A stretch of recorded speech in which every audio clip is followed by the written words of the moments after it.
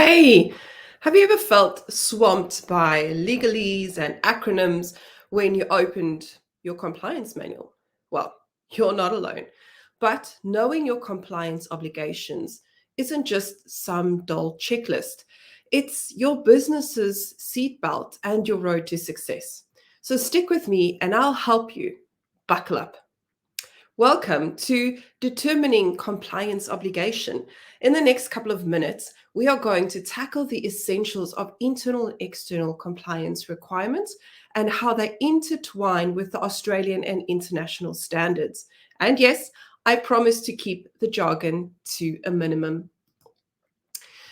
Imagine Jane, an entrepreneur who started a small business selling organic cosmetics.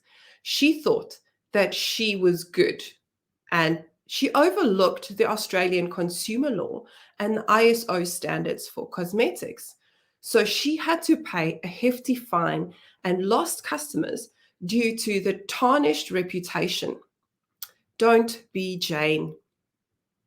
First up, let's talk about internal compliance requirements. These are the rules your business sets for itself.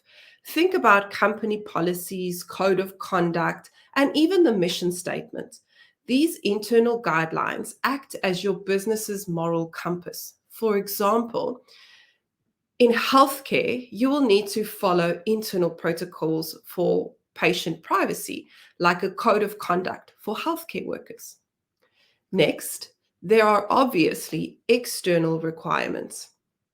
These are the laws and the rules and regulations that you have to follow, from industry regulations to tax codes to employee benefits. This is where the government says, hey, you need to do this. An example of that could be in construction, they would have work health and safety laws and possibly the ASNZS ISO standards, which depends on the type of project and the scope.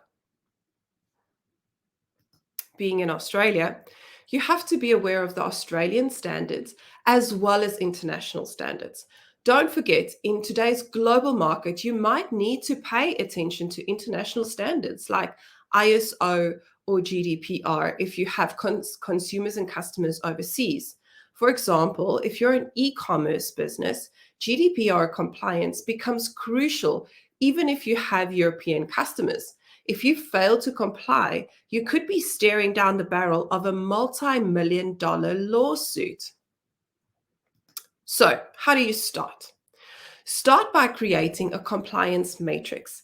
List all the internal and external obligations and the Australian and international standards applicable to your business.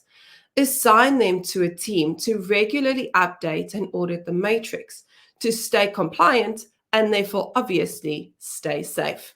Well, that's a wrap. Don't just store this knowledge, apply it, refine it, and make it your business mantra. Until next time, keep your seatbelt fastened.